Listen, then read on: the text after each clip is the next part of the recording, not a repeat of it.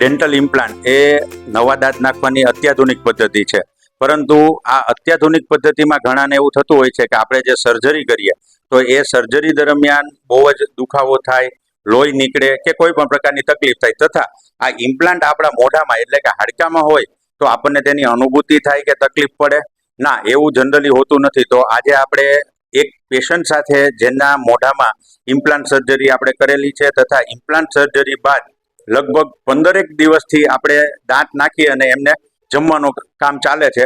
તો આજે આપણે એ પેશન્ટ સાથે વાત કરીએ કે તેમને કેવું રહ્યું છે અને કઈ રીતની સર્જરી પછીનો અનુભવ છે.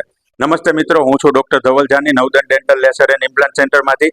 આજે આપણી સાથે એક પેશન્ટ છે, તેમની ઇમ્પ્લાન્ટ સર્જરી કરેલી છે અને તેનો અનુભવ સર્જરી દરમિયાન, સર્જરી બાદ અને હાલમાં કેવો છે કે જે અરાઉન્ડ 1-2 અઠવાડિયાથી જમવાનું પણ ચાલુ કરી દીધું છે. તો તેના વિશે આપણે માહિતી મેળવીએ. કેમ છો? Thank you sir.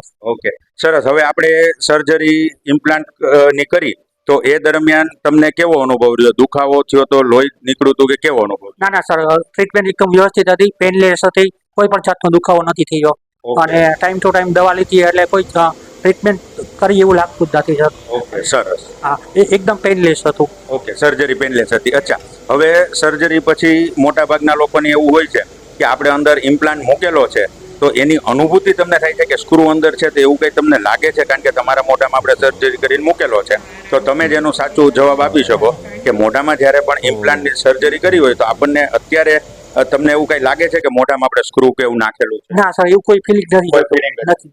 એકદમ નોર્મલ જેવું. એકદમ નોર્મલ લાગે છે સર. અને બીજું કે અત્યારે હાલમાં તમને કોઈ પણ દુખાવો કે કોઈ પણ તકલીફ? ના સર, કોઈ પણ જાતની તકલીફ નથી.